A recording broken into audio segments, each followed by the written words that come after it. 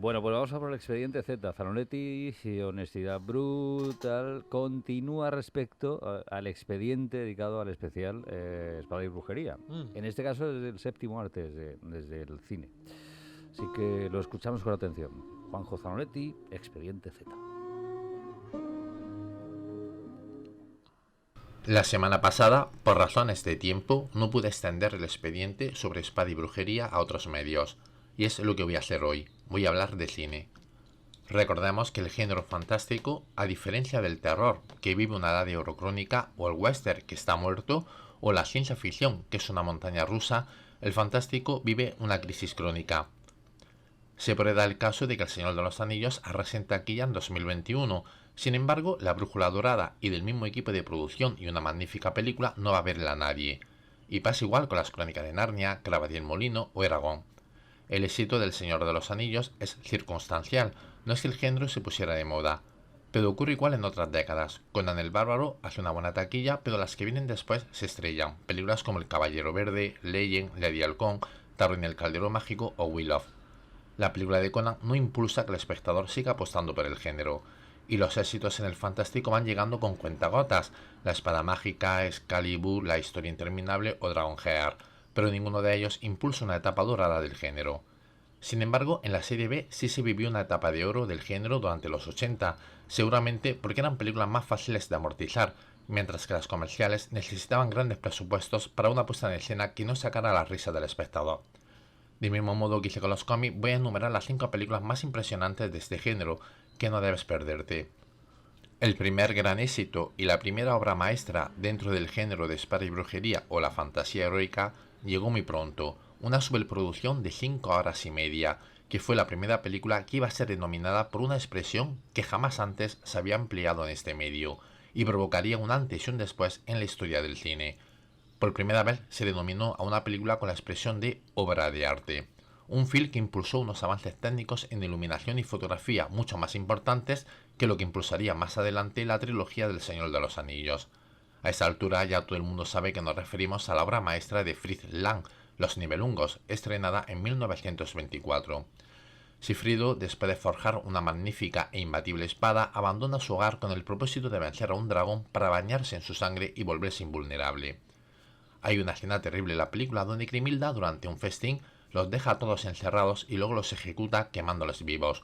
Una secuencia que casi va a ser reproducida, pero con menos crueldad y más políticamente correcta, en Juego de Tronos, donde se muestra una escena que es una celebración donde los encierran a todos y luego los ejecutan. La siguiente obra maestra del género se estrenó en 1981. Al contrario de Los Nibelungos, que no fue influyente, esta sí lo fue. Su éxito y su calidad hará que muchos estudios se lancen a producir películas de este género para emular su éxito. Por ejemplo, Conan el Bárbaro fue una de las que nació a la sombra del éxito de esta película.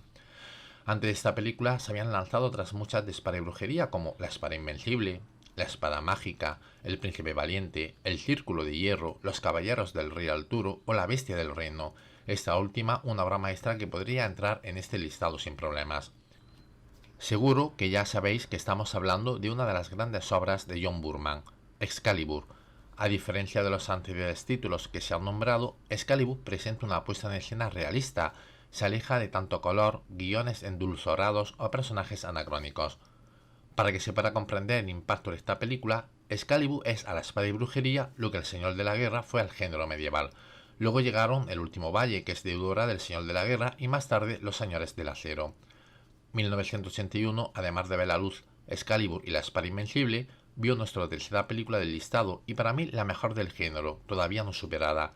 Sigue la misma estela que Excalibur, solo que son coetáneas y ninguna se copió de la otra. De modo que es otra vez el Señor de la Guerra la que pudiera haber influido. Es decir, contar un cuento de espada y brujería con un tono realista, pero sin endulzar la historia.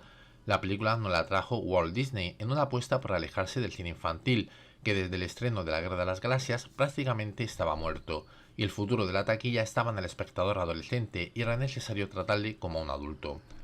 La película la dirigió un guionista y colaborador de John Lucas y Steven Spielberg. Disney sabía perfectamente a quién estaba contratando y a qué público quería dirigirse. Entre sus trabajos están Encuentros en la tercera fase, Tiburón y Loca Evasión.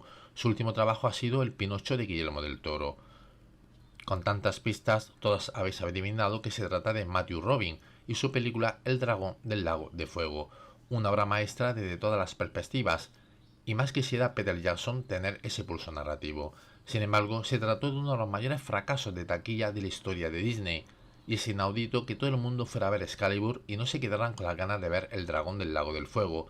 Tal vez entraron en competición directa y el espectador tomó partida por una y no le apeteció ver otra del mismo género.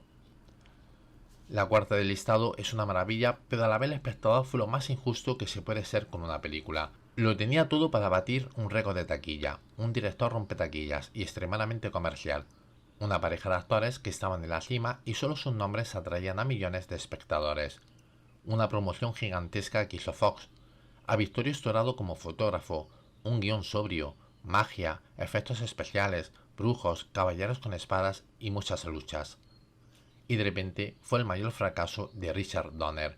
Hablamos de Lady Halcón, que hoy día ya es una película de culto, que aparece en todos los listados, además del nuestro, y le ocurrió lo mismo que pasó con Los Inmortales, una película enmarcada en fantasía medieval que fue uno de los mayores fracasos, probablemente entre las tres peores de la década de los 80. Ocurrió igual en 1989 con el estreno de El poder de un dios, que fue otro fracaso. Incluso la nueva versión que se hizo en 2013 y que es muy superior, hoy día es poco conocida. Seguramente dentro de unos años más la veremos incluida en todos los listados de fantasía medieval. Excalibur provocó una avalancha de títulos de espada y brujería y de fantasía que se estrellaron en taquilla, apenas dos éxitos aislados, Conan el Bárbaro y La historia interminable, ambas con muchos aciertos, pero en el cómputo general cine muy mediocre, a años luz de lo que se han seleccionado para el listado. El 50% de Conan es la música, si se la quitas es una comedia a la altura de una película de martes y 13. Imaginad esa secuencia interminable de Conan empujando el molino. Si no es por la música, la mayoría de espectadores hubiera aprovechado para salir del cine a tomar un café que les mantuviera despiertos. O ese super ejército compuesto por unos cuantos soldados, 6 o 7, pero la música te hace creer que son 20.000. O esa cueva con un trono y unas escaleras compradas en una ferretería de Almería. Y a la historia interminable le salvan los efectos especiales y el personaje del perro que nos dicen que es un dragón, lo único que te quedabas cuando salías del cine. De modo que elegir la quinta del listado se hace complicado, apenas hay obras maestras, sino películas fallidas. Al comienzo había optado por El Señor de los Anillos, pero su infantilismo me ha echado para atrás, y prefiero una película fallida como Legend, que al menos tiene aciertos espectaculares. Dirigida por Ridley Scott en 1985, a mí me recuerda a Dune, estrenado un año antes. Ambos títulos son igual de fallidos, pero no dejas de verlos y cada año que pasa son mejores. Y las dos se estrellaron en taquilla, probablemente porque eran años donde la competencia era brutal. En la película se combina el género medieval, el terror, la fantasía, la espada y brujería o la mitología, lo que la hace inclasificable, pero es un film con una puesta en escena que te atrapa y aun sabiendo de su irregularidad no pares dejar de verla. Dejo para la semana que viene una extensión con los 5 títulos emblemáticos en la literatura. Sí, señor. Y avanza la próxima semana, el próximo Expediente Z, Zanoletti. El folio de Ortega, Fran. Punto a los que estoy de acuerdo y desacuerdo. De acuerdo, de luego lo de Conan, que la mitad es la música, sí, cada año que pasa más estoy de acuerdo con eso. O sea, Conan se me cae. Pero la música de Basil Poledouris es muy bonita, muy buena. Sí. Lo que ha dicho de Legend, no sé ni qué hace Legend en la lista. O sea, Legend, me voy a callar. Te lo sigo preguntando, ¿no? Sí. Vale. Sí. Pues nada, es el folio añadido al Expediente Z Zanoletti, que insisto, casi le pone la guinda a este planeta. Pero nos damos